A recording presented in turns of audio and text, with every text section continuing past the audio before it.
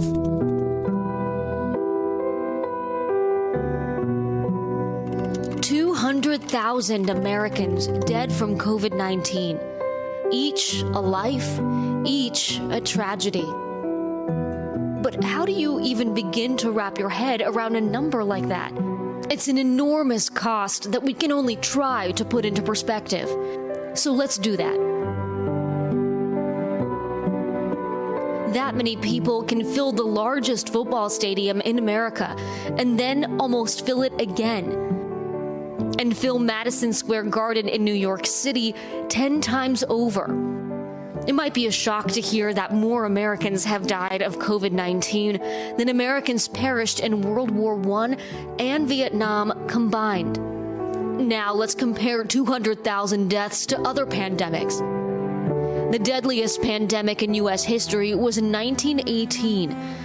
About 675,000 Americans died from the Spanish flu in a little over a year. Just under 200,000 Americans during October of 1918 alone.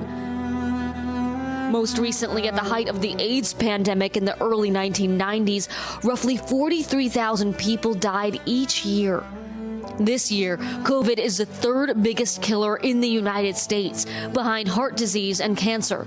The next closest is accidents, which includes car accidents, construction accidents, and more. Flu deaths are way below that number. The numbers can fluctuate quite a bit, but since 2010, on average, about 37,000 Americans died of the flu each year. So COVID-19 has killed more than 5 times as many. It may be a daunting number when we think of a massive crowd, but it's important to remember each death is an individual. In fact, across the country, it's 1 in 1,651 Americans. That number changes depending on where you live. In Texas, 1 in every 1,987 people has died. But some cities have been hit particularly hard. In Los Angeles, 1 in 1,593 have died. And the Big Apple has been hit extremely hard. 1 in every 351 New Yorkers has died of COVID. Do you know 351 people?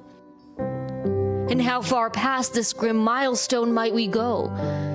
Another wave will depend on how the school year progresses, how states continue to open up, and how the winter months will impact spread.